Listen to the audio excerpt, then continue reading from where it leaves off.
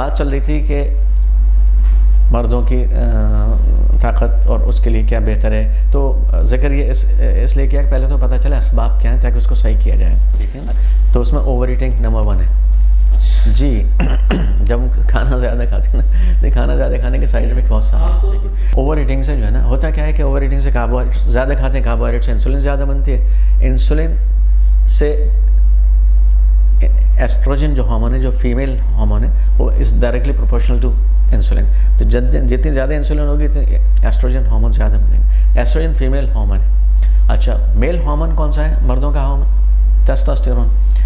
अच्छा, वो कम हो जाता है, एक बात। दूसरे, जब भी कभी ये जो फैट होगी ना, सेंट्रल ओबेसिटी होती है, ये फैट जब ज़्यादा बढ़ेगी टेस्टोस्टेरोन कम हो जाएगा, एस्ट्रोजन ज़्यादा होगा। अच्छा, एस्ट्रोजन की यही वजह है, जो ज़्यादा एस्ट्रोजन की वजह से फैट यहाँ पर ज़्यादा बनती भी है, एक बात। Number 3, physical inactivity. अगर हम फिज़िकली एक्टिव नहीं है तो टेस्टोस्टेरोन लेवल कम होगा। अच्छा, और चौथा, मीठा ज़्यादा खाना। मीठा ज़्यादा खाना एक तो ये इंसुलिन के हवाले से है, और मीठा ज़्यादा खाना डायरेक्ट इन्फ्लेमेशन पैदा करता है, जिसकी वजह से टेस्टोस्टेरोन का प्रोडक्शन कॉम्प्रोमाइज़ होता है। लेकिन जब भी कहीं बॉडी में इन्फ्लेमेशन होगी तो बहुत सारी चीज़ें कॉम्प्रोमाइज़ होती हैं। हमारे ये सेक्सुअल का जो निज़ाम है, एक जिस्म का एक हिस्सा है, तो वो भी सफ़र करता है। तो ये कुछ वजह हैं। फिर हमारा खाना ऐसा है जैसे प्रोसेस खाना, रिफाइंड खाना, इस तरह की चीज़ें, तो हमारा प्रोडक्शन उससे सफ़र करता है। अच्छा, इसके ऑपोजिट है कि अगर हमें टेस्टोस्टेरोन बढ़ाना है तो आपको जो खाने हैं कार्बोहाइड्रेट्स कम करनी पड़ेगी ताकि इंसुलिन कम हो, ताकि इन्फ्लेमेशन कम हो। इंसुलिन कम होगी तो एस्ट्रोजन का हार्मोन का सेक्रेशन कम हो जाएगा। अच्छा, तो अब सेक्सुअल लाइफ को इम्प्रूव करने के लिए मर्दों के लिए क्या चीज़ें हैं, तो उसमें देखिए प्रॉपर खाना अगर हम खाएंगे तो उससे ये जो मैंने आपको बताई 14 खाने इस तरह से खाने हैं, और ये लाइफ स्टाइल है आपके खाने में, ये जो मैंने तरकीब बताई क्या खाना है क्या नहीं खाना, हम ये डायबिटीज़ के लिए देते हैं मरीज़ों को।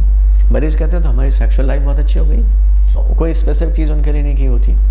तो चूँकि आप जब बॉडी को, पूरी बॉडी का ख्याल रखेंगे तो बॉडी का एक हिस्सा है ना, तो वो पूरी बॉडी ट्यून अप हो जाती है, आपको अच्छा लगता है।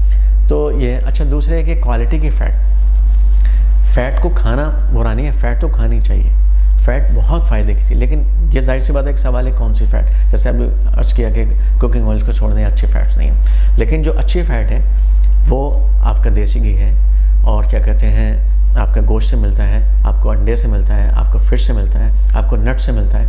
नट सारे अच्छे हैं, लेकिन ख़ास तौर से वॉलनट जो है ना, ये सेक्सुअल लाइफ के लिए बहुत ही नेमत है।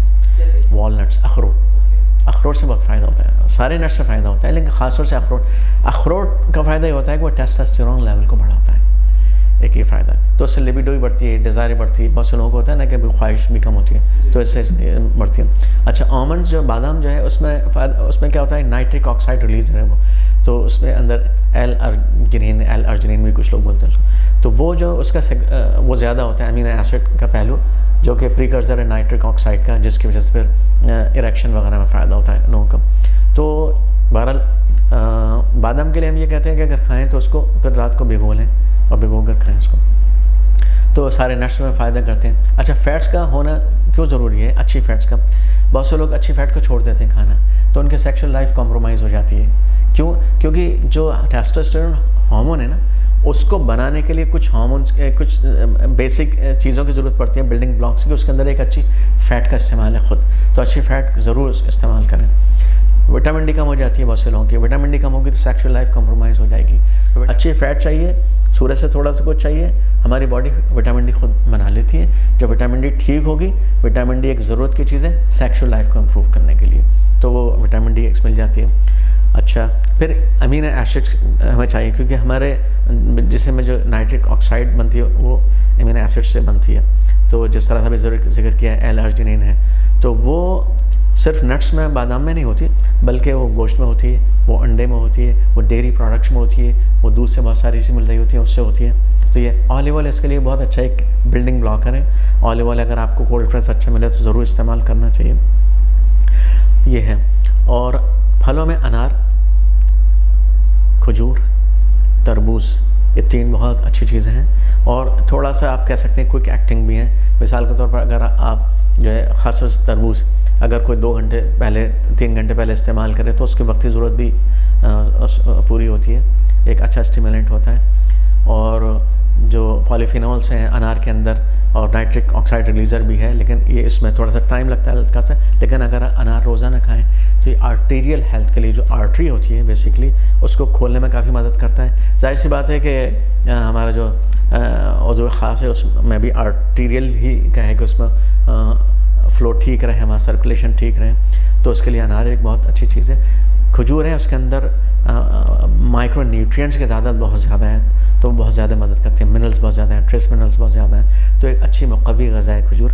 लेकिन ओवर ईटिंग किसी की भी ना की जाए, कि ओवर ईटिंग से फिर सब चीज़ें रिवर्स हो जाती हैं।